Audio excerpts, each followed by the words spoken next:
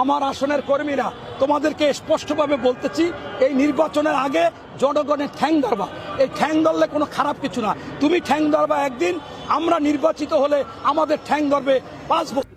এই হলো আমাদের নেতা, যার চেহারা মনে করা যাবে নির্বাচনের পরে কি খুলবো, নির্বাচনের আগেই খুলে গেছে। যে লোকটা ভিডিও করছে এরা অনেক অনেক ধন্যবাদ। ঠ্যাং আগে ধরবো না, আগে আমাকে ঠ্যাং হেরা ধরবো, নির্বাচনের পরে 5 বছর আগে ঠ্যাং ধরতে হবে আমাকে। এই আশায় ঠ্যাং ধরতেছে আমাকে। ঠ্যাং ধরা কোনো খারাপ কিছু না। কি কথা শুনে এলো চাচাই। সাবধান, কোন দলের নেতা এটা আমি নিজেও জানি না, কিন্তু আপনারা তো অনেকেই চিনতে পারেন।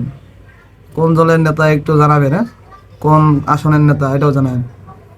আর আপনার ভোট আপনি যাকে দিবেন হিসাব করে দিবেন। ধন্যবাদ।